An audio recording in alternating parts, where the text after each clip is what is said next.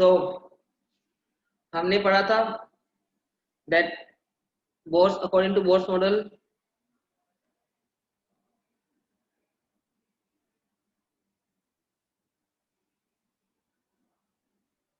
Bohr's model of atom हमने पढ़ लिया था। फिर हमने बोला था कि इमिशन कब, उसने तो बोला था पहले तो ये बोला था कि इलेक्ट्रॉन जो न्यूक्लियस के अराउंड रिवॉल्व करते हैं वो भी सर्टेन अलाउड सर्कुलर ऑर्बिट में करते हैं, जिसकी क्या होती है, डेफिनेट एनर्जी होती है। और उसमें उस एनर्जी में वो क्या करते हैं, रेडिएट नहीं करते हैं, ठीक है। और उन ऑर्बिट को उनके लिए क्या बोलते हैं, स्टेशनरी ऑर्बिट बोलते हैं। और एंगुलर मोमेंटम जो होता है उसमें कितना होता है, NH/2π होता है। ये मैंने सारा लिखा है इसलिए मैं बस बोल रहा हूँ इधर, ठीक है। that electron can revolve around the nucleus in a circular orbit in a certain allowed orbit, जिसके अंदर उनकी क्या होती है, एनर्जी रेडिएट नहीं होती है। और उसके अंदर उनका जो एंगुलर मोमेंटम होता है it is integral multiple of H/2π, ठीक है। इसको हमने उधर भी किया था डी ब्रोगली में, मैटर वेव में, ठीक है। उसके बाद इमिशन टेक प्लेस, इमिशन कब लेता है, जब वो हायर एनर्जी से लोअर एनर्जी में क्या करता है, ट्रांजिशन करता है। तो एनर्जी जो रिलीज होगी delta E equal to E2 minus E1। Delta E को क्या लिख सकता हूँ, h nu equal to E2 minus E1। तो फ्रीक्वेंसी कितनी आएगी, nu equal to E2 minus E1 by h. या फिर आप लिख सकते हो C by lambda equal to E2 minus E1 divide by h. 1 by lambda equals to E2 minus E1 divide by h c, ठीक है। फिर मैंने आपको बोर्स फॉर्मूले बताए थे,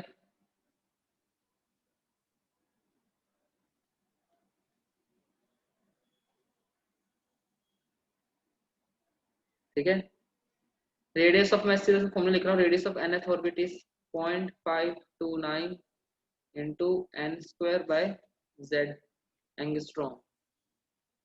Velocity of nth orbit is 2.2 into 10 to power 6 z by n metre per second. Then Rn Vn, then उसके बाद पोटेंशियल एनर्जी, पोटेंशियल एनर्जी कितना होता है, Un equals to -27.2 z square by n square in electron volt. Kinetic energy होती है 13.6 Z square by n square electron volt. Total energy कितनी होती है, -13.6 Z square by n square into electron. तो ये सारे फॉर्मूले आपको याद होने चाहिए। दिस ऑल फॉर्मूला शुड, ऐसा याद होना चाहिए, कल वो पूछ ले तो आपको सीधा मुंह पे याद होना चाहिए कि इसका आंसर ये, इसका ये है, ठीक है। इसके बाद में अब आज बात करेंगे spectral series of hydrogen atom.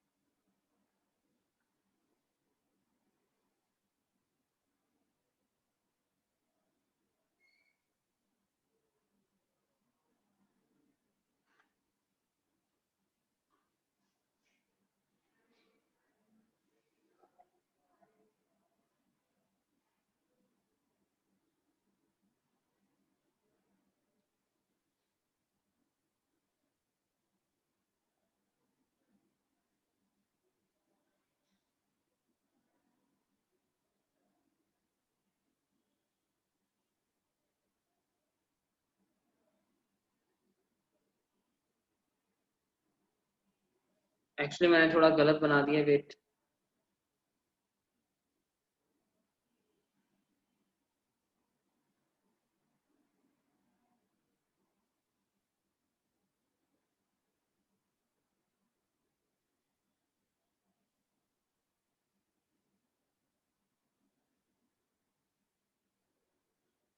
Second,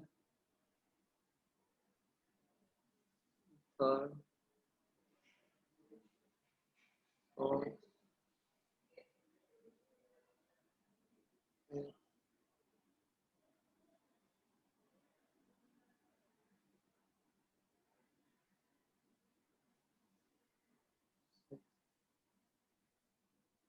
ठीक है, ये n equal to hydrogen atom, हम हाइड्रोजन एटम की बात कर रहे, तो z कितना होगा, उसका एटॉमिक नंबर कितना होता है 1। दिस इज लास्ट वन जो है, ये लाइन है n equal to 1, this is for n equal to 2, n equal to 3, 4, 5, 6, ऊपर वाले को मिटा दो, 7 काम की नहीं। ठीक है, अब सबसे पहले देखो, अगर कहीं भी किसी भी हायर एनर्जी से आए और वो फर्स्ट ऑर्बिट पे आके गिरे, कहीं से भी आए ना के किधर लगे, एट फर्स्ट ऑर्बिट।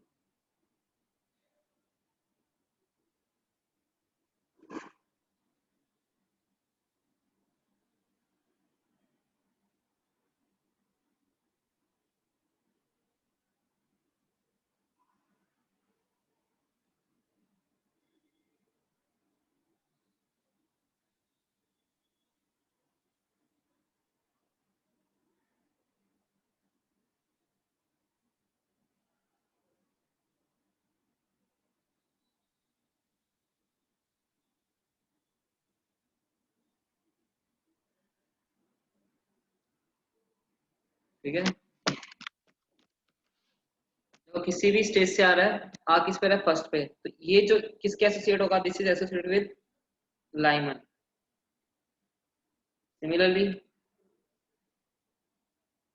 जब 2 पे आके गिरे तो कौन सी सीरीज बनेगी,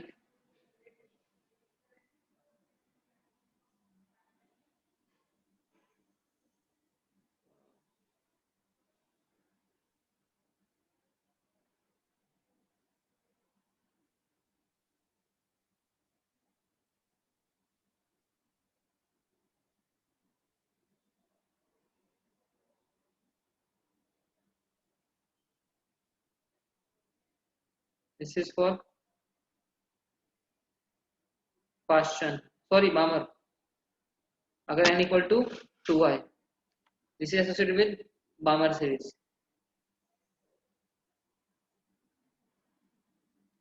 उसके बाद आता है, ठीक है, then third will be Lyman Balmer, then question, n equal to 3 पे आए।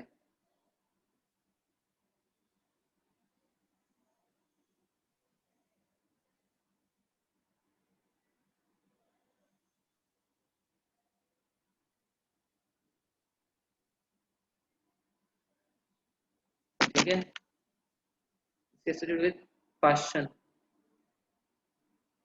फिर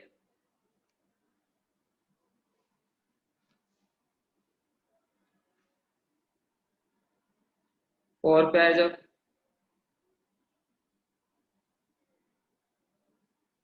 दिस विल बी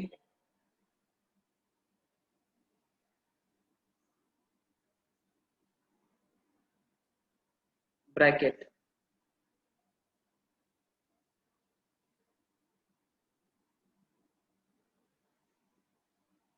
उसके बाद में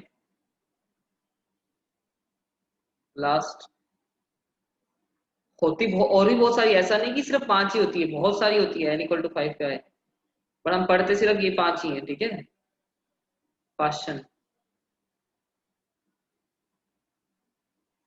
लाइमर बामर क्वेश्चन ब्रैकेट फंड। ठीक है, पी फंड, फंड बोलते हैं इसको, पी साइलेंट रहता है। ठीक है, तो देखो, जब आपका ट्रांजिशन इस तरीके से हो, किसी भी हायर स्टेज से आगे किस में n इक्वल टू 1 में है, n इक्वल टू 1, यहाँ पे देखो एनर्जी का फॉर्मूला लगाएंगे तो एनर्जी कितना बनेगा टोटल एनर्जी में, n को z आपका 1 है, T n equal to minus 13.6 divide by m square हो जाएगा इलेक्ट्रॉन वोल्ट, z 1 है आपका। ठीक है, तो ये कितना आएगा, n की वैल्यू जो 1 रखोगे तो कितना बनेगा, एनर्जी ऑफ दिस इज, इसकी एनर्जी कितना होगा, माइनस ऑफ 13.6, इसका कितना होगा 13.6 डिवाइड बाई 4, तो ये 2 का स्क्वायर होगा ना n इक्वल टू 2 के लिए, तो डिवाइड बाई 4 करोगे तो बनेगा माइनस 3.4। ठीक है, उसके बाद डिवाइड बाय 9 करेंगे 13.6 को, तो 9 1.51 माइनस 1.51, 0.51 इलेक्ट्रॉन वोल्ट में सब, ठीक है, ईवी। उसके बाद में और कम होगा, वो होगा -0.85, देन -0.54, देन -0.38। तो ये सब कैसे निकालना है, इसको डिफिकल्ट नहीं है। 13.6 को डिवाइड बाय 4 करो, फिर 9 करो, फिर 16 करो, फिर 25 करो, तो आपका आंसर आ जाएगा, ठीक है। क्लियर है? हमने n इक्वल टू 6 तक का निकाला है, 5 तक निकाला है, वही इनफ है, ठीक है। तो ये सब क्या है आपको, these are the spectrum lines, emission line जब हायर स्टेज से, ठीक है, क्लियर है, जब क्या हो, हायर स्टेज, किसी भी हायर स्टेज से n इक्वल टू 1 में आएगा तो जो उसके एसोसिएटेड जो सीरीज होगी वो क्या होगी, लाइन 1। n इक्वल टू 2 पे आएगा तो बामर, n इक्वल टू 3 पे आएगा तो पार्शियल, 4 पे आएगा तो ब्रैकेट, 6 पे आएगा तो 1, ठीक है। तो this is all spectrum lines. अब इसको हम कैसे करेंगे ये मैं बता देता हूँ। क्लियर है इतना सबको? I am erasing this part. Energy थोड़ा याद रखना, लिखने याद नहीं रखना, मतलब कर लेना कैसे करते हैं। 13.6 डिवाइड बाय 1 बाय 4 बाय 9 ऐसा।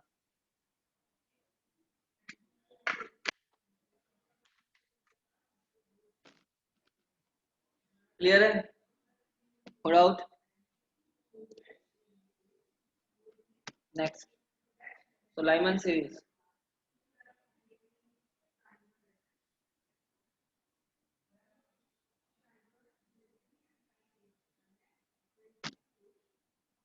और क्या बोलेंगे, इमिशन ऑफ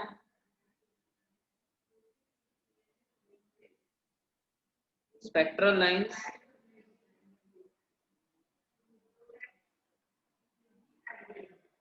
corresponding to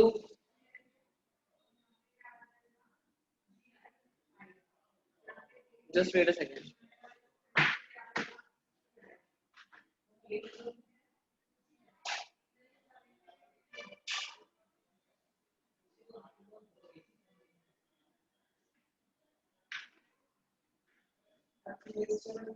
हाँ वही तो, गेट बंद तो कम से कम फायदा तो ना।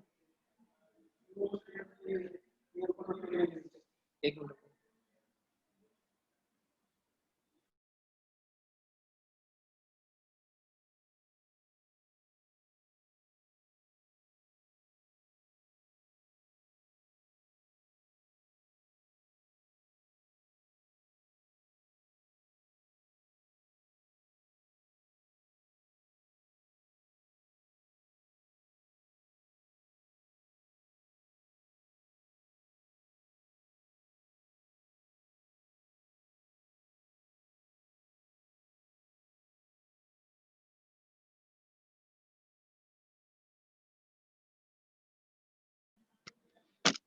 emission of spectral line corresponding to the Vishali ma'am बोल रहे हैं कि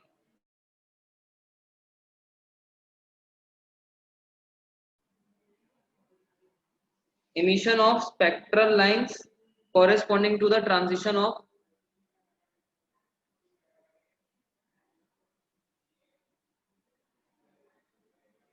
electron from higher energy level to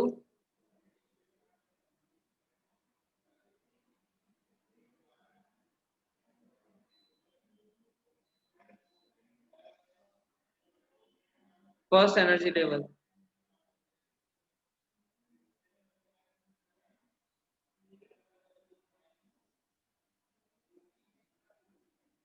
ठीक है, जो क्या बनेगा आपका लाइमन सीरीज, ठीक है। तो लाइमन सीरीज के लिए देखो, En आपका क्या रहेगा, -13.6, Z आपका 1 है, डिवाइड बाय n स्क्वायर, और किससे होगा वो, फर्स्ट की कितना होगा, energy of first n equal to 1 रखेंगे तो कितना बनेगा, -13.6 डिवाइड बाय 1 स्क्वायर। दोनों को माइनस कर दोगे तो डेल्टा E इक्वल टू 13.6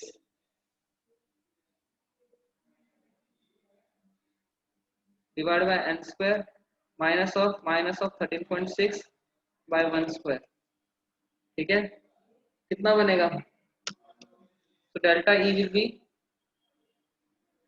13.6 1/1 का स्क्वायर माइनस 1/n स्क्वायर। ठीक है,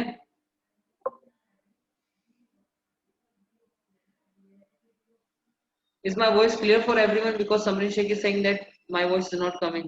मेरी आवाज सबको क्लियरली आ रही है ना? एन इंडिकेट कर रहा है कि 1 से ज्यादा होगा कोई भी, ठीक है, मतलब 2 3 4, एन एक वेरिएबल है, ठीक है। ओके चलिए, डेल्टा ई को हम क्या लिख सकते हैं, एच सी बाई लेमडा। 13.6 ये इलेक्ट्रॉन वोल्ट में है, ठीक है। इसको जूल में रखेंगे तो कितना बनेगा, 1.6 इंटू 10⁻⁻19 से मल्टीप्लाई कर लेंगे, क्योंकि आपको पता है इलेक्ट्रॉन वोल्ट को जूल में कन्वर्ट करते हैं। तो 10 इलेक्ट्रॉन का जो चार्ज उससे मल्टीप्लाई होता है, एच सी की वैल्यू कितनी होती है मैंने बताया था, 19.86 into 10⁻⁻26 by lambda equal to 13.6 into electron volt को कन्वर्ट कर लिया जूल में, minus 19 1/1 square minus 1/n square.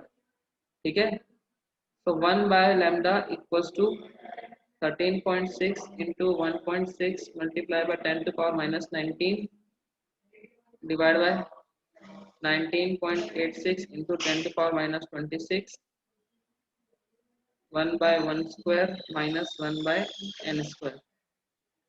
ठीक है, तो 1/λ, इस पूरी क्वांटिटी को जो सॉल्व करेंगे तो we will get r 1 square minus 1/n square, where r is known as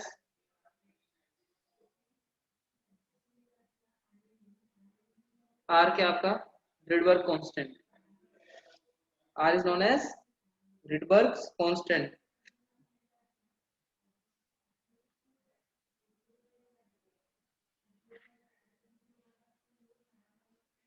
जो इक्वल होता है, इसको पूरी क्वांटिटी को सॉल्व करोगे तो हमें आंसर मिलेगा r equal to 1.097 into 10⁻7 metre inverse. ठीक है, क्लियर है। तो ये लाइमन सीरीज कैसे एसोसिएट आ गई है, तो 1/λ, यहाँ पे लैम्डा मत रखना, 1/λ रखना। ठीक है, 1/λ equal to r 1/1 square minus 1/n square. इतना क्लियर है सबको, क्लियर है।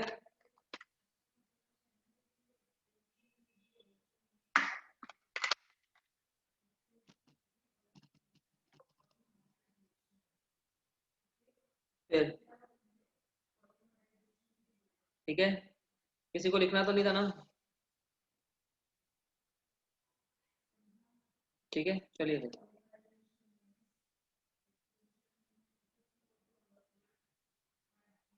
उसके बाद में सेकंड आती है बामर सीरीज। तो लाइमन सीरीज के बारे में क्या क्या जानते हैं फटाफट सुन लो। तो लाइमन सीरीज अगर कहाँ से आ रही थी आपकी,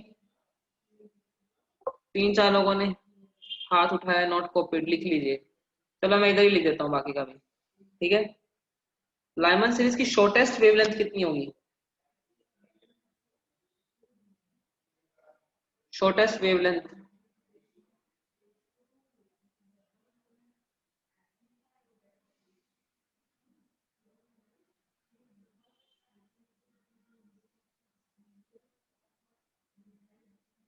ठीक है, जिसे बोलते हैं लाइमन सीरीज लिमिट लाइन। क्या बोलते हैं, Lyman series, series limit line. इससे छोटी हो ही नहीं सकती कोई भी वेवलेंथ, सीरीज लिमिट लाइन। ठीक है, तो 1/λ आर, क्या लिख रहा हूँ, 1/λ इक्वल्स टू आर 1/1 स्क्वायर, दूसरे को इनफाइनाइट रख दो n1 को, तो 0 बनेगा, 1/∞ का स्क्वायर। तो कितना आएगा, R lambda equal to 1/r। ये सबसे छोटी आएगी, वरना बाकी सब क्या होंगी, इससे बड़ी होंगी। ठीक है, इसे बोलते हैं लिमिट लाइन। और फर्स्ट लाइन जिसे बोलते हैं सबसे बड़ी वेवलेंथ, लॉन्गेस्ट वेवलेंथ। सर हम n की वैल्यू 6 तक रख सकते हैं, या फिर मोर देन 6 रख सकते हो, बिल्कुल आप 7 8 9 10 जितना रखना रखो, आपकी मर्जी है। ठीक है, ये मैंने रखा है ना, इनफाइनाइट रखा है ना। ठीक है, ये शॉर्टेस्ट होगी। सबसे बड़ी क्या होगी, जब n की वैल्यू 2 होगी तो सबसे बड़ी वेवलेंथ आएगी। ठीक है, अभी मैं मिटा रहा हूँ। ठीक है,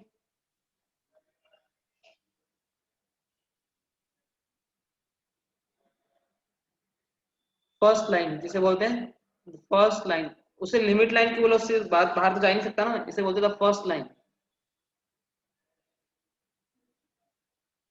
longest wavelength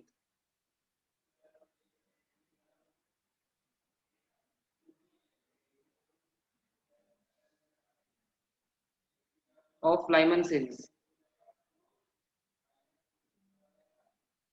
is given as 1 by lambda equals to r 1 by 1 का स्क्वायर माइनस 1 by 2 का स्क्वायर।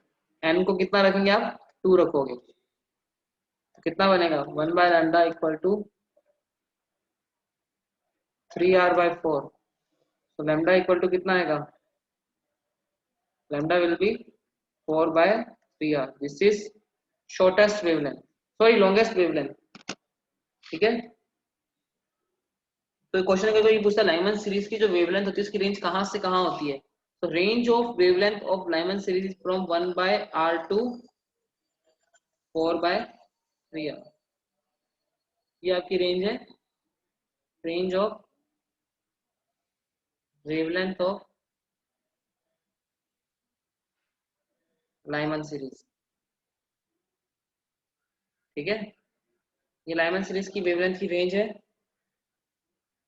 अब लाइमन सीरीज जो इससे वेवलेंथ मिलती है उसको तुमने ऑब्जर्व किया, ये वैल्यू कैलकुलेट की ना, आर तो आपको पता है 1.097 होता है। इससे पता चला कि जो लाई करती है किसमें लाई करती है, lies in electromagnetic sorry ultraviolet region. Lyman series lies in ultraviolet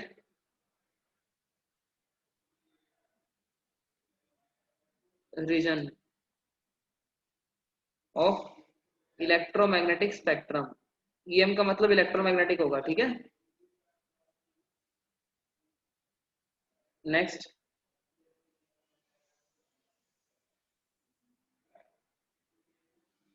Lyman series जो है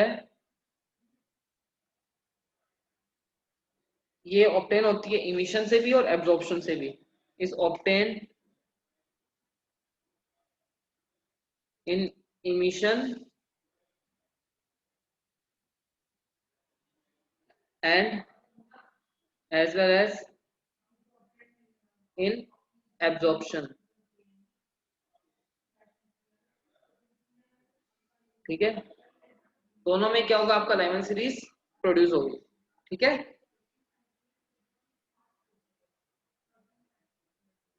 डाउट,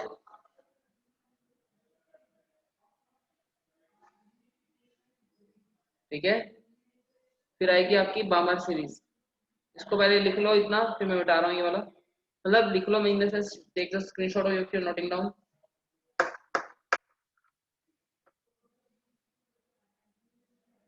ठीक है,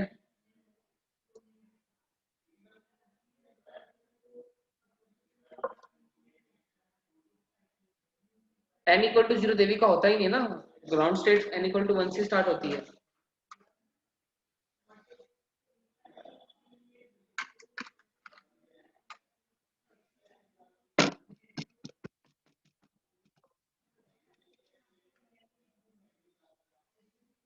ठीक है,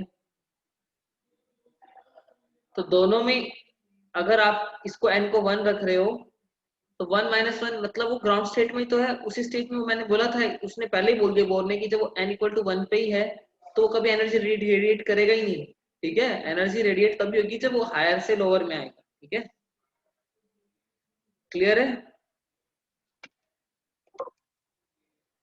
चलिए मैं मिटा रहा हूँ सब। ठीक है, next बामर series.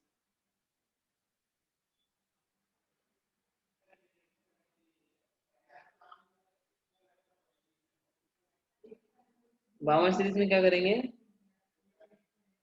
It is emission of spectral lines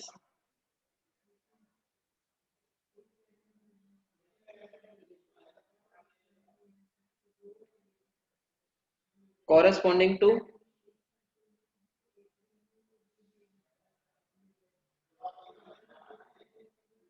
transition of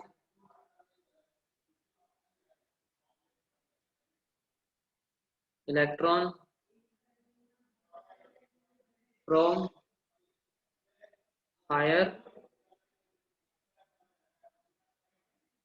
energy level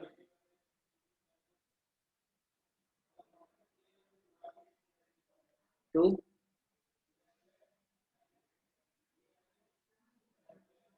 n second energy level n equal to 2 हो जहाँ पे, तो n इक्वल टू 1 नहीं होगा, n1 जो होगा आपका 2 होगा, n2 कुछ भी हो सकता है। फॉर्मूला होगा 1 by lambda equals to r 1 by 2 square. अब पीछे यहाँ पे n जो होगा n should be greater than 2, 1 मत रख देना, ठीक है। जहाँ पे n belongs to, n should be 2 3 4 5 like this, ठीक है। इसकी जो फर्स्ट लाइन होगी और series limit line, series limit line मतलब n2 को आप इनफाइनाइट रख दो, n को हम क्या बोलते हैं, शॉर्टेस्ट वेवलेंथ।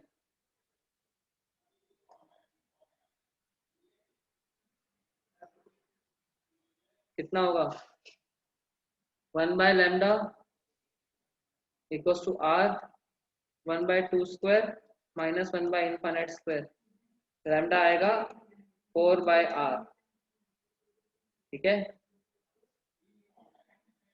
फर्स्ट लाइन की कितनी आएगी,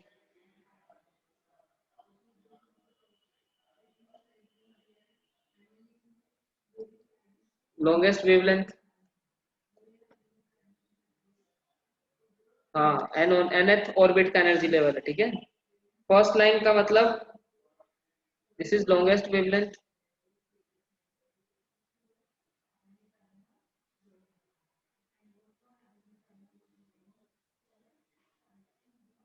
which is 1 by lambda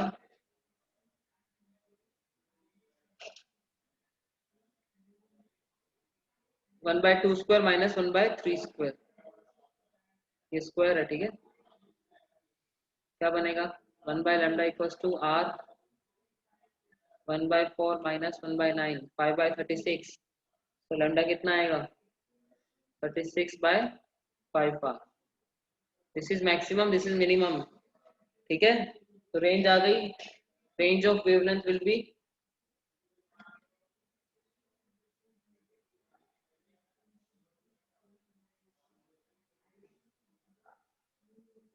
4 by r to 36 by,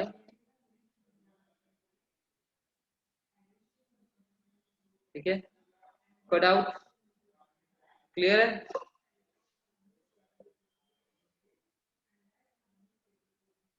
ठीक है। उसके बाद ये जो बामर सीरीज मिलती है ये किस रेंज में आएगी इलेक्ट्रोमैग्नेटिक स्पेक्ट्रम की, तो बामर सीरीज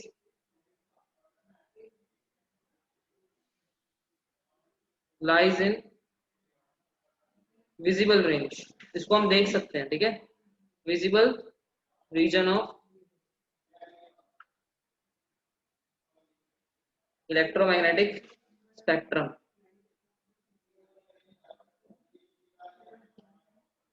ठीक है।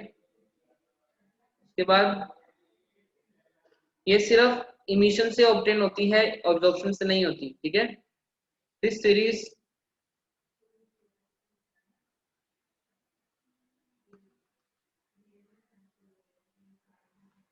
इज ऑब्टेन्ड बाय इमिशन, ठीक है।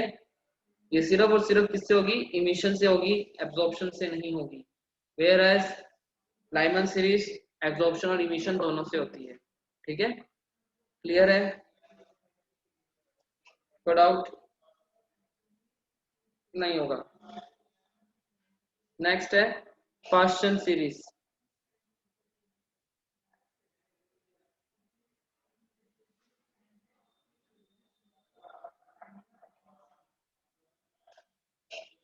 दीपलाल आपने डाउट उठाया, बोलिए क्या डाउट है आपको।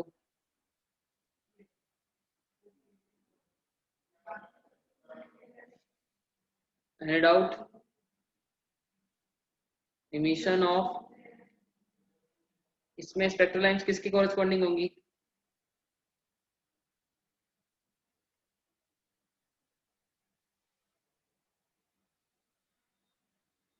corresponding to the transition of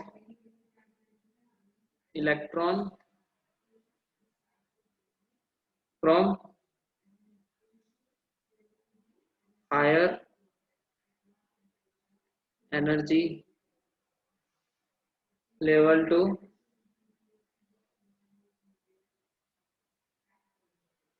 third energy level.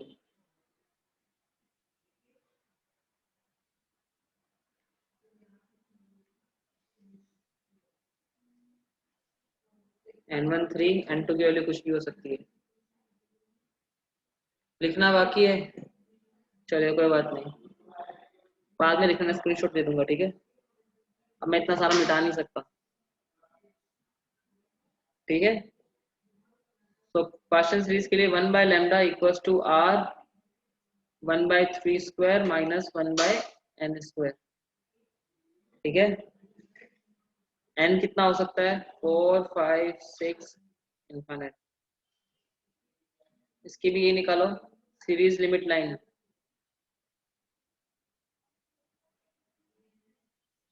इसे बोलते हैं शॉर्टेस्ट वेवलेंथ। कितनी होगी, 1 by lambda equals to R bracket में 1/3 स्क्वायर माइनस 1 बाय इनफाइनाइट का स्क्वायर, कितना बनेगा, लैम्डा इक्वल टू 9/r। समझ गए, मतलब आपका जो वेवलेंथ होता है ना, n स्क्वायर आर चलता है, जो n है 3 है पार्शियल के लिए तो n स्क्वायर आर, बामर था तो 4/r, ठीक है, इस तरह से चलेगा।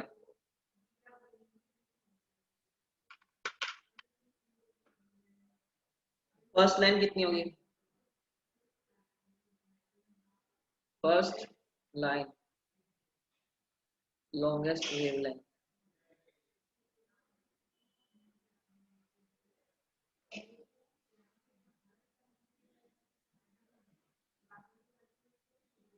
One by lambda equals to R 1/3 का स्क्वायर माइनस 1/4 का square,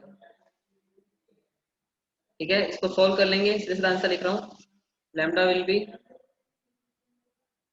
916.44, 144/7।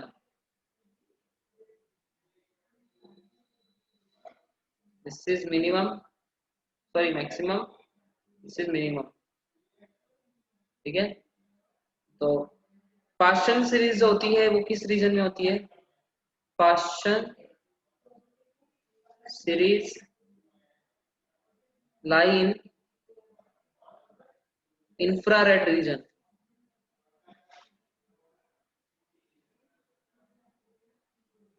Of electromagnetic spectrum, EMS, ठीक है।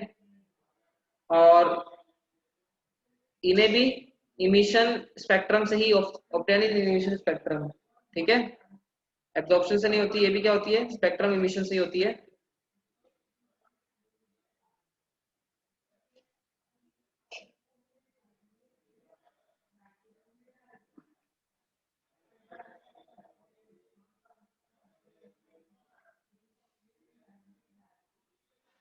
कोई डाउट, क्लियर है, ठीक है।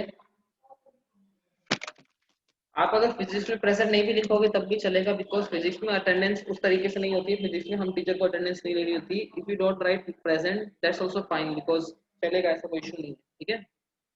बट सिर्फ फिजिक्स की क्लास में, और किसी क्लास का नहीं बोल रहा हूँ।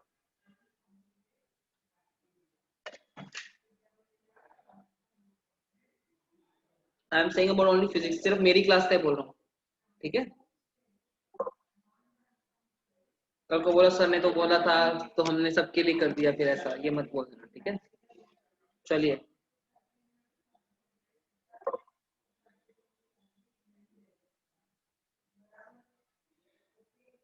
नेक्स्ट आपकी Brackett series,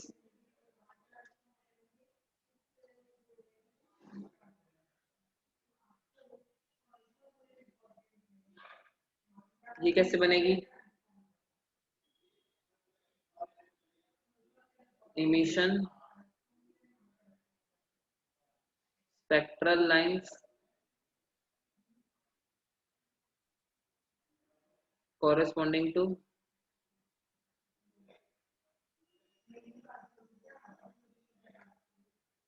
the transition of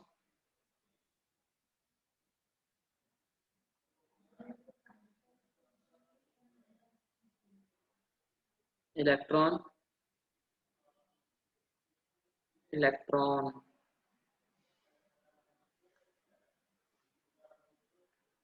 from higher energy level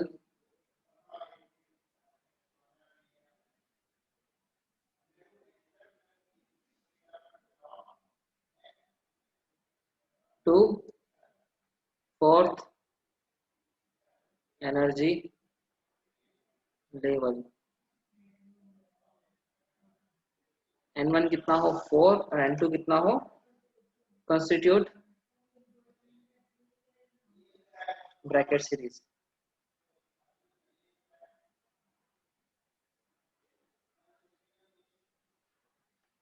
ठीक है. So 1 by lambda equals to r 1 by 4 square minus 1 by n square. ठीक है. यहाँ पे n कितना हो सकता है 5 6 7 इनफाइनाइट. ठीक है. तो सीरीज लिमिट लाइन कितनी होगी? मैं थोड़ा फास्ट लिख रहा हूँ क्योंकि सारा कुछ सेम ही है. तो 1 by lambda equals to r 1 by 4 का स्क्वायर, बस दूसरा 0 बन जाएगा. ठीक है. तो लैम्डा कितना आएगा 16 by r. This is shortest.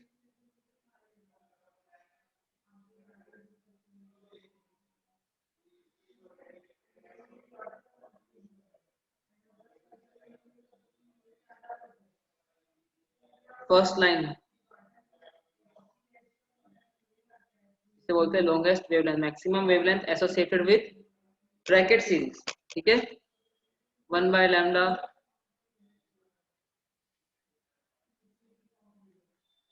कितना बनेगा 400 divide by 9r. This is maximum. Brackett series होती है ये भी पार्शन की तरह किसमें होती है इंफ्रारेड रीजन में होती है.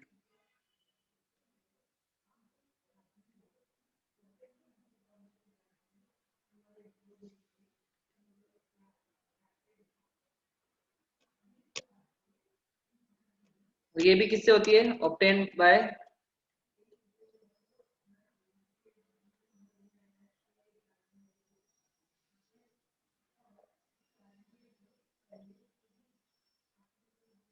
इमिशन स्पेक्ट्रम में. ठीक है. क्लियर है सबको? क्लियर है?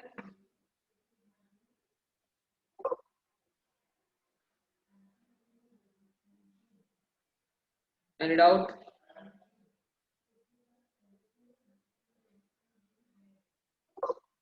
यस दीपलाल. हाँ नहीं मिटा रहा हूँ, लिख लो बस. क्लियर है सबको ये चीजें?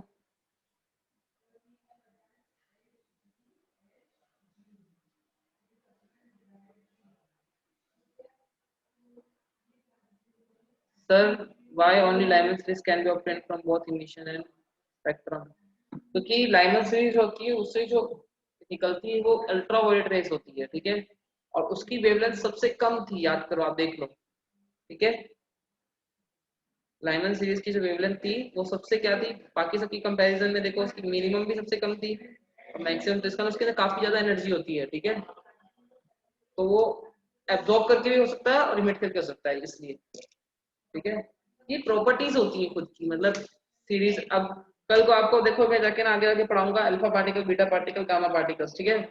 तो गामा पार्टिकल्स ऐसे पार्टिकल्स होते हैं, गामा रेज निकलती है ना जब, तो उसमें जो निकलते हैं ना उनका मास होता ही नहीं, ना ही मास होता ना ही नंबर होता, neither atomic mass nor atomic number.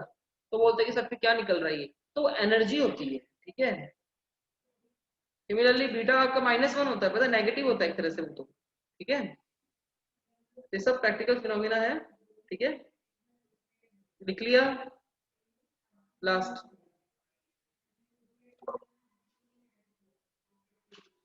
Fund series.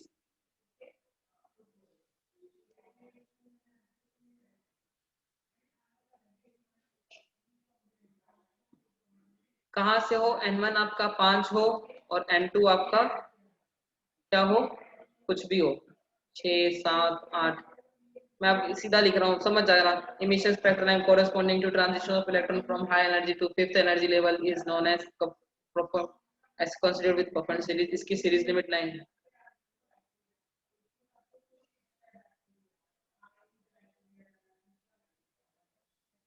n1 को 5, n2 को infinite. Formula 1 by lambda equals to r 1 by 5 का square minus 0, lambda equal to 25 by r, ठीक है। फर्स्ट लाइन लैम्डा मैक्स,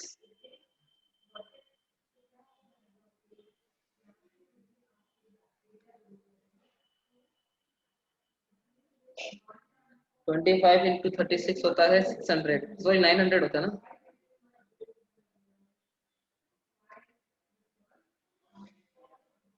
ठीक है। 900 divide by 11 are.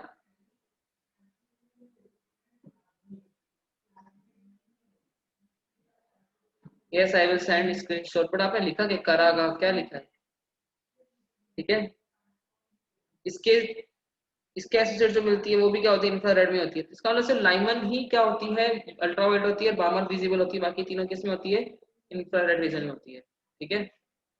Infrared reason में होगी। ये भी किससे, इंफ्रारेड रीजन में है, तो ये भी किससे बनेगी, सिर्फ सिर्फ इमिशन से, ऑब्टेन्ड इन इमिशन स्पेक्ट्रम, ठीक है। इसका मतलब लाइमन बामर, एक मिनट को थोड़ा अच्छा लिख देते हैं, टेबुलर फॉर्म में लिख देता हूँ।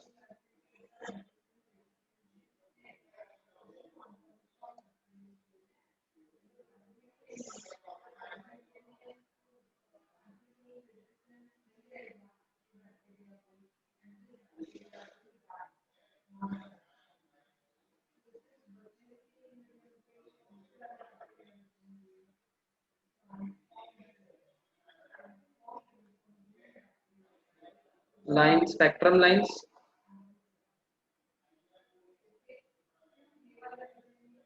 Meaning shortest wavelength,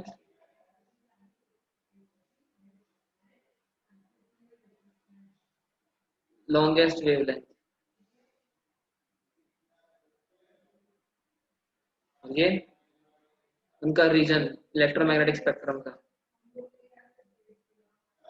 spectrum line first है लाइमन। लाइमन का मतलब n1 होना चाहिए 1 और n2 कुछ भी हो n, n मतलब कुछ भी हो सकता है। शॉर्टेस्ट वेवलेंथ कितनी थी उसकी, लैम्डा थी 1 बाय r। लॉन्गेस्ट कितनी थी, 4r 4 by 3r।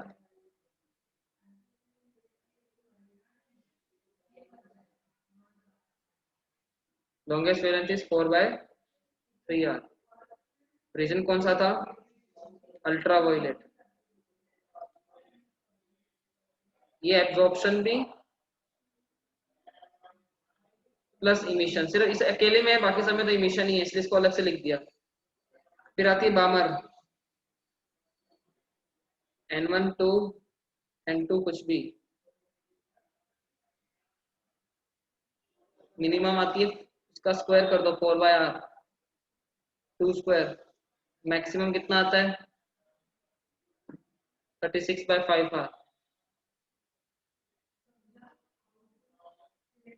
Visible range, third portion, minimum कितना होगा 9 बाय r, मैक्सिमम कितना होगा 144 bye 7r। Infrared bracket 16/r maximum, इधर 7 है, उसके नीचे 9 होगा, 400 इंफ्रारेड, लास्ट 1 25/r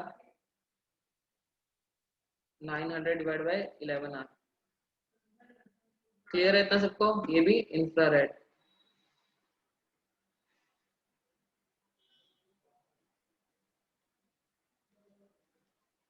क्लियर है सबको? तो ये आपका है spectrum lines, hydrogen spectrum lines. कोई डाउट है तो पूछो।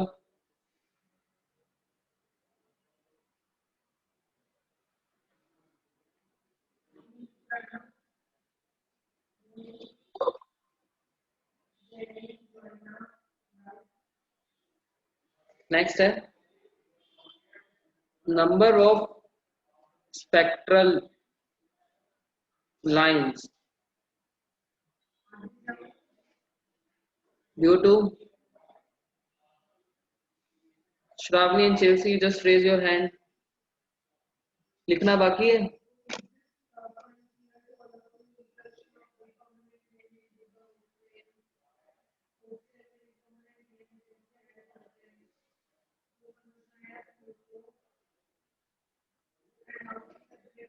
लीजिए लिख लीजिए।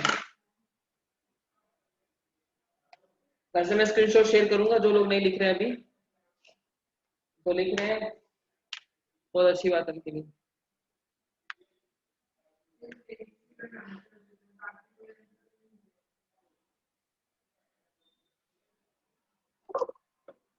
डन, चलिए फिर।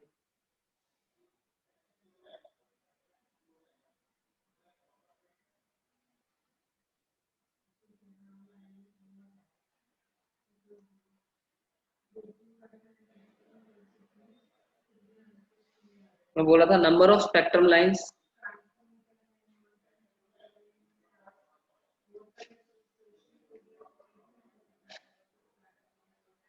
Due to transition of electron from nth orbit to lower orbit।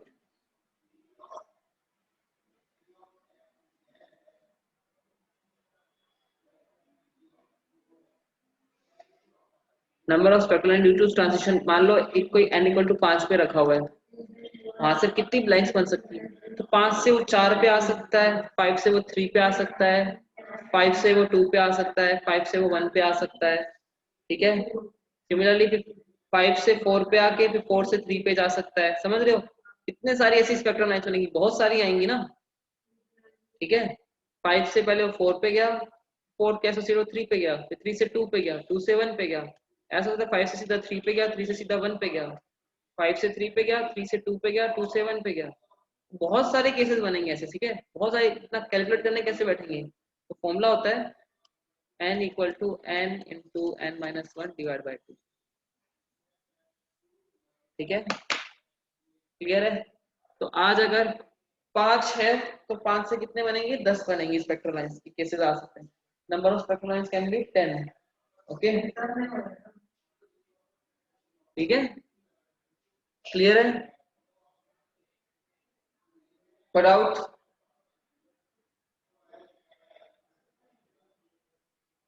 Check करना, आप चेक कर सकते हो। n इक्वल टू 3 से भेजते हैं हम, 3 से सीधा 1 पे आ सकता है, 3 से 2 पे आके 2 से 1 पे आ सकता है। तो देखो 1 2 3, 3 स्पेक्ट्रम लाइंस निकलेंगी यहाँ से। फॉर्मूला लगा लो, 3 इंटू 2/2 कितना है? 3 आ रहा है ना? ठीक है, तो ये आपका फॉर्मूला है। क्योंकि नंबर्स यहाँ से भी निकल रही है, ये किसके एसोसिएट होगा? ये ब्रैकेट के एसोसिएट होगा, ये पास्चन के एसोसिएट होगा, ये बामर के, ये लाइमन के। यहाँ पे क्या होगा? ये होगा पास्चन, ये सीधा बनेगा लाइमन, ये पास्चन, ये बामर, देन ये लाइमन। ऐसा समझ आया? क्लियर है? ठीक है, क्लियर है सबको? बता दूं?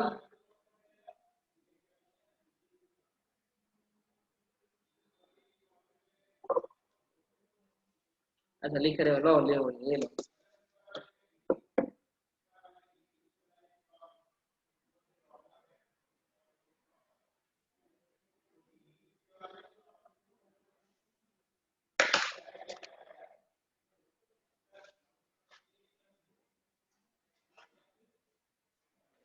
हो गई क्लास खत्म?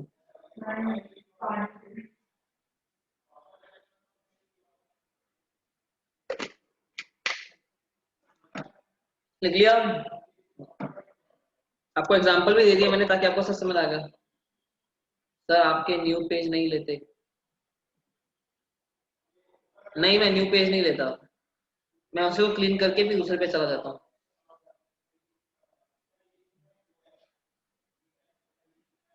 ठीक है, ले सकते हैं, ये देखो ऐसे न्यू पेज ले लिया।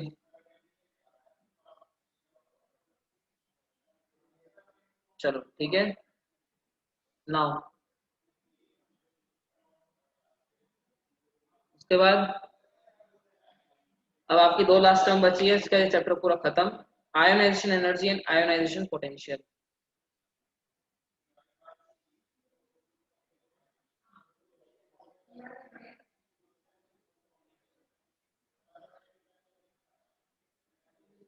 आयोनाइजेशन एनर्जी, तो आयोनाइजेशन एनर्जी होता क्या है?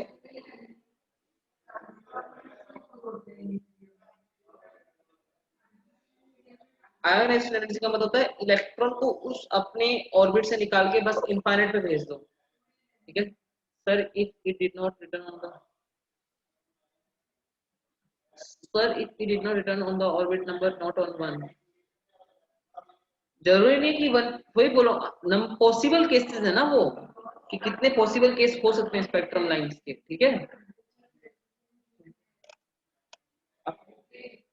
ठीक है, नंबर ऑफ, ठीक है, तो नंबर ऑफ स्पेक्ट्रम लाइंस जो है वो बता रहा है इस चीज को। ठीक है, तो आयोनाइजेशन एनर्जी ये क्या होता है कि भाई इलेक्ट्रॉन को न्यूक्लियस के अंदर से,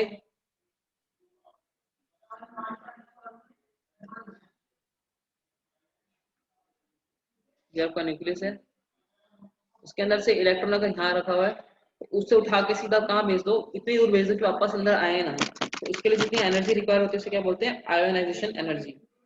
तो आपको पता है इलेक्ट्रॉन की ग्राउंड स्टेट में कितनी होती है? 13.6 होती है फर्स्ट स्टेट में, बाद में 3.4 होती है, सबकी अलग अलग होती है ना। n इक्वल टू 1 पे 13.6, इसका सबसे अंदर वाले इलेक्ट्रॉन को ज्यादा एनर्जी देनी पड़ेगी। ठीक है, ठीक है, तो क्या बोलते हैं? Ionisation energy, the energy required to knock an electron, knock out बोल दो, नॉक ही बोलते हैं एक्चुअली उसको, निकालना। नॉक एन इलेक्ट्रॉन, इजेक्ट नहीं बोलते, इजेक्ट फोटो इलेक्ट्रिक इफेक्ट में आता है इसलिए। Electron completely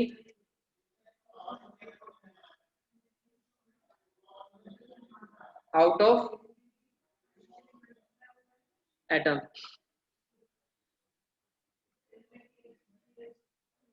is known as ionisation energy. ठीक है, क्लियर है? और आयोनाइजेशन क्या होता है? Ionisation is a process. ठीक है, it is process of knocking an electron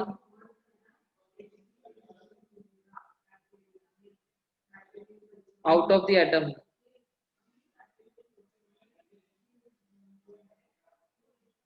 ठीक है, इज कॉल्ड आयोनाइजेशन। ठीक है, जो आयोनाइजेशन एनर्जी होती है, आपने पढ़ा हुआ इलेक्ट्रॉन को कितनी एनर्जी देनी पड़ती है हाइड्रोजन एटम के लिए?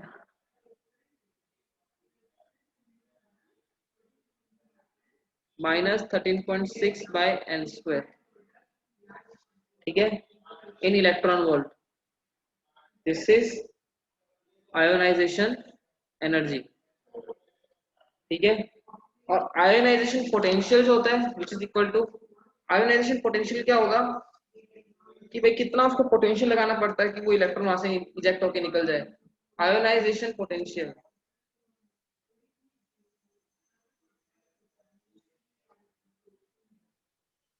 पोटेंशियल क्योंकि आपको पता है वर्क डन क्या होता है, work done equal to charge into potential. Charge यहाँ पे किसका होगा, इलेक्ट्रॉन का चार्ज. तो ये क्या बनता है, it is potential required to knocking an electron completely out of atom.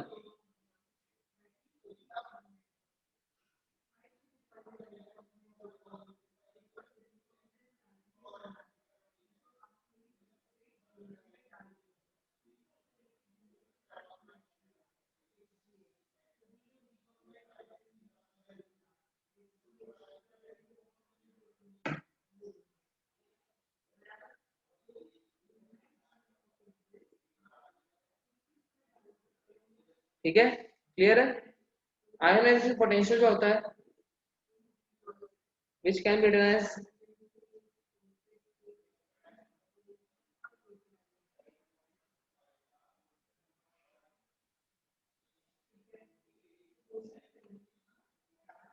a 10.6 z square by n square in electron volt. Sorry electron नहीं लिखेंगे, सिर्फ वोल्ट लिखेंगे. अगर हाइड्रोजन होगा तो Z1 बन जाएगा, अगर हाइड्रोजन 1 नहीं है तो Z की वैल्यू क्या रहेगी, चेंज होती रहेगी. ठीक है, बस यही आपकी क्या होगी, वोल्टेज होगी. कुछ नहीं है इसमें, देखो इसमें भी जेड लगा सकते हो, अगर मैंने हाइड्रोजन के लिए बताया इसमें जेड लगा लोगे. ये एनर्जी है, इससे इलेक्ट्रॉन वोल्ट लिखा है. इलेक्ट्रॉन का चार्ज हटा दोगे तो वो पोटेंशियल बन जाएगा ना, तो यहाँ से इलेक्ट्रॉन वोल्ट नहीं सिर्फ वोल्ट में है, इसको भी जेड स्क्वायर लगा ही लो. मैंने जनरल ये इलेक्ट्रॉन के लिए बताया था, फिर हमने जनरलाइज कर दिया. This is in electron volt, this is in volt, मतलब हमने चार्ज को हटा दिया वहां से बस एक तरह से. ठीक है, क्लियर है.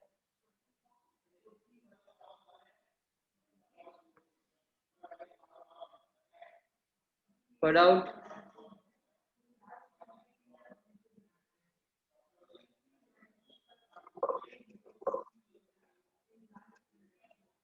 आयोनाइजेशन पोटेंशियल कोई सिंबल ऐसा कुछ देते नहीं, सीधा बोलते पोटेंशियल.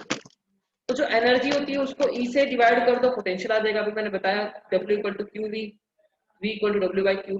इलेक्ट्रॉन के चार्ज से डिवाइड कर दो, तभी तो देखो ईवी में था उसको V बना दिया. ठीक है, इलेक्ट्रॉन वोल्ट को वोल्ट में कन्वर्ट कर दिया. इसी के साथ आपका ये पूरा चैप्टर कंप्लीट हो चुका है. ठीक है, तो इसमें कोई डाउट हो कुछ चीज में तो आप पूछ सकते हो अभी. दिस कंप्लीट चैप्टर जो हमारा वो हो गया है. अब नेक्स्ट चैप्टर हमारा चालू होगा विच विल बी न्यूक्लियाई. इसके क्वेश्चंस करने हैं, चलिए इनसे क्वेश्चन कर लेते हैं. तो इतना सबको क्लियर है. ठीक है,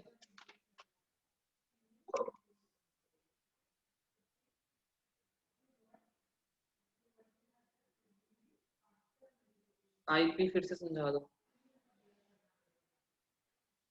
आईपी में क्या होता है, आयोनाइजेशन पोटेंशियल आईपी बोल रहे थे, सही बात है. क्या है देखो, आपको मैंने बोला एनर्जी पता है, आपने पढ़ा हुआ इलेक्ट्रोस्टैटिक में work done equal to Q into V. तो वी कितना बनेगा, डब्ल्यू बाई क्यू, मतलब वर्क डन को आप एनर्जी भी लिख सकते हो ना. तो energy divide by charge, charge कितना इलेक्ट्रॉन का रखोगे ना, तो वी क्या बनेगा, W divide by charge of electron. ये इलेक्ट्रॉन वोल्ट में ही था, इलेक्ट्रॉन मतलब इसको मल्टीप्लाई करना होता ना, मैंने बताया था. तो इसको ई से डिवाइड कर दिया इसलिए वोल्ट आ गया, खत्म. That's it.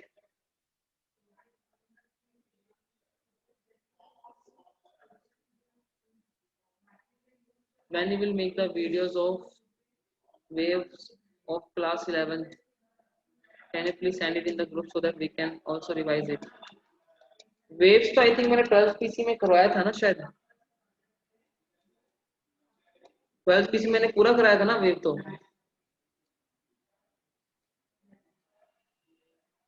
और 80 में भी करवाया था मैंने वेव. तो जो वेव जहां पे नहीं हुआ है वो सिर्फ बैच है आपका BAPS. एपीएस की तो मैं क्लास लेता नहीं था स्कूल में, बट स्कूल प्रोजेक्ट बीएपीएस के अलावा सब जगह हो चुका है। बीएपीएस में आई थिंक हमने स्टार्ट तो कर दिया था, क्लासिफिकेशन ऑफ वेव बताया था। यस करवाया है, बट रिवीजन। ठीक है, हम ऐसा कर लेंगे, मैं बात कर लूंगा सर से। पहले हम ये करके फिर उसके बाद हम अभी एक और बाकी है चैप्टर मॉडर्न का, न्यूक्लियर ही बाकी है अभी। इट विल टेक टाइम, वो थोड़ा टाइम लेगा, 2 दिन लेगा वो, मतलब इस वीक में हमारा न्यूक्लियर हो जाएगा। तो उसके बाद में फिर हम करेंगे semiconductor, then will go to wave optics. Wave wave करके फिर वेव ऑप्टिक्स पे चले जाएंगे, ठीक है, ताकि हमारा पार्ट 2 पूरा हो जाए। क्लियर है सबको? चलिए आप बताइए, कोई डाउट वाउट क्वेश्चन कर लेते हैं, मैं वो क्वेश्चन बोला था। तो एक मिनट को मुझे बुक लाना पड़ेगा, एक मिनट को।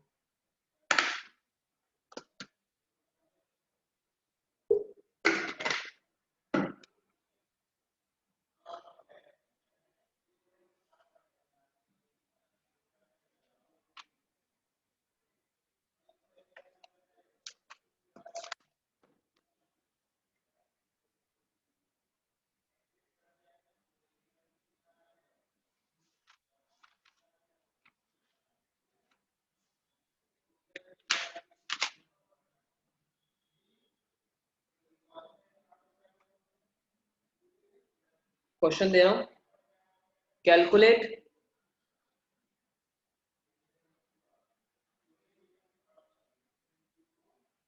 The de Broglie wavelength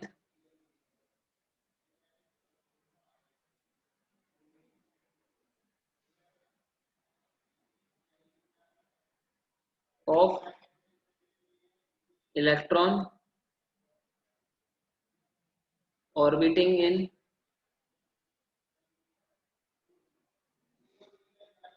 in the n equal to 2 state of hydrogen।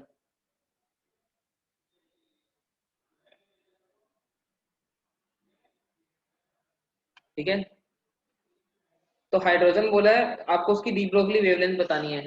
तो एनर्जी कितनी होगी, काइनेटिक एनर्जी की बात करेंगे। मैंने आपको काइनेटिक एनर्जी लिखवाया था के, जो nth ऑर्बिट के लिए के एन कितना होता है, ये क्वेश्चन मैं खुद ही कर रहा हूँ। के एन कितना बनेगा, 13.6 Z square by n square in electron volt बताया था मैंने। तो एन कितना है, 2 है, तो के एन इक्वल टू 13.6, हाइड्रोजन बोला है, Z1 हो गया 1/2 का स्क्वायर, इलेक्ट्रॉन को कन्वर्ट कर लो उसमें जूल में, जूल्स। के एन आएगा आपका, बताया था ये 13.6 डिवाइड बाई 4 था, 3.4 इंटू 1.6 इंटू 10⁻19 जूल्स। ठीक है, आपको डी ब्रोगली वेवलेंथ बतानी है। लैम्डा इक्वल टू मैंने लिखवाया था h by p, which can also written as h by root 2m kinetic energy. K n रख देंगे, h कितना आपका 6.62 into 10⁻34 divide by root 2। Electron का मास कितना होता है 9.1 into 10⁻31 multiply by this one 3.4 into 1.6 into 10⁻19। ठीक है, इस पूरी क्वेश्चन को सॉल्व करोगे आपका वेवलेंथ आएगा 6.7 into 10⁻10 which can be written as 6.7 angstrom. ठीक है, कैलकुलेशन है, पूरा सोल्व करोगे तब आंसर आएगा। बाकी सब लोगों को समझ आ गया ना कैसे किया मैंने question, is it clear?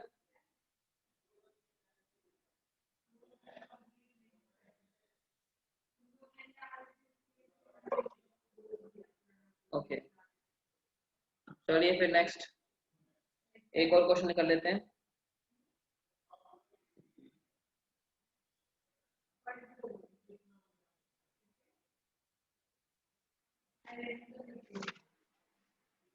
Question है द ग्राउंड स्टेट एनर्जी, मतलब n equal to 1,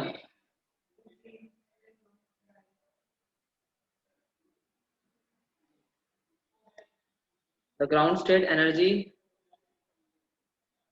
of hydrogen atom is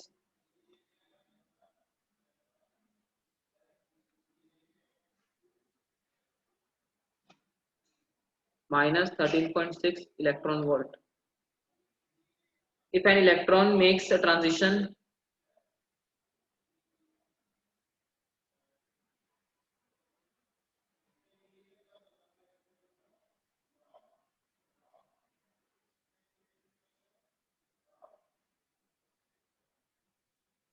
if an electron make a transition from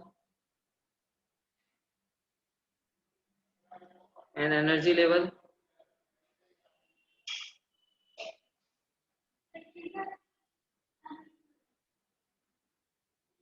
minus 0.85 electron volt to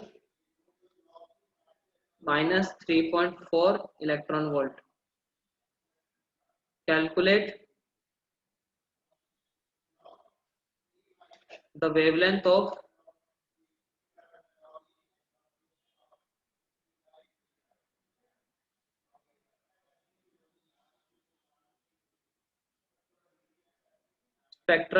spectral line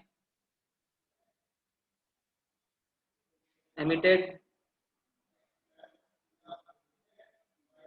to which question इतना बड़ा लिखते लिखते मेरे को तो कंटाल गया हूं to which series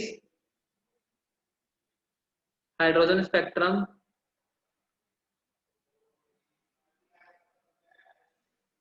does this wavelength belong?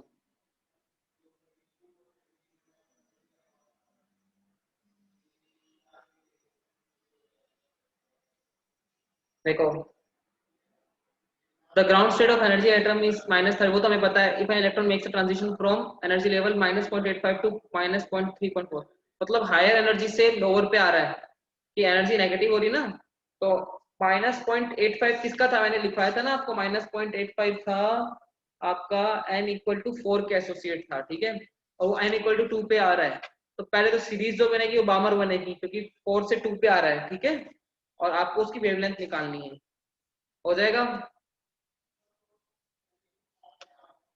तो इसका करेंगे कैसे हम इसको मैंने आपको लिखवाया था delta E equal to E2 minus E1 ठीक है और 1 HC by lambda equal to E2 कितना है माइनस के 0.85 और E1 कितना है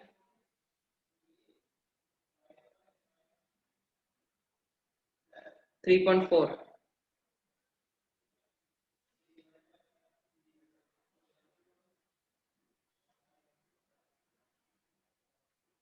इलेक्ट्रॉन वोल्ट में है इलेक्ट्रॉन वोल्ट में है तो इसको कन्वर्ट कर लेंगे किसमें जूल में ठीक है यहाँ से आप लैम्डा निकाल लोगे lambda equal to H C की वैल्यू मैंने बताई थी 19.86 इंटू 10⁻26 डिवाइड बाय 3.4 माइनस 0.85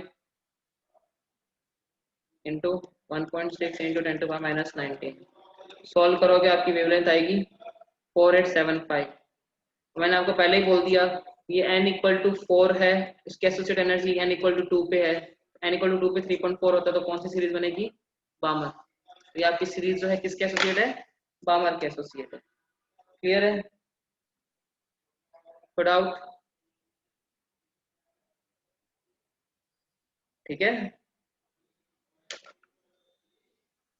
4 से 2 पे आ रहे हैं इसलिए क्या होगी आपकी बामर सीरीज होगी ठीक है चलिए फिर बाकी हम नेक्स्ट क्लास में देखते हैं मैं आपको इसका मॉड्यूल दे दूंगा आप क्वेश्चन कर लेना ठीक है मॉडर्न फिजिक्स के रिलेटेड क्वेश्चंस हैं तो मैं आपको दे दूंगा आई थिंक उसमें अगर न्यूक्लियस से रिलेटेड हो तो वो मत करना सिर्फ आप एटम तक का ही कर लेना ठीक है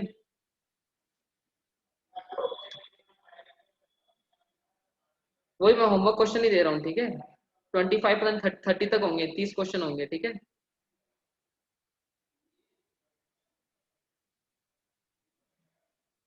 यस सुजीत बोलिए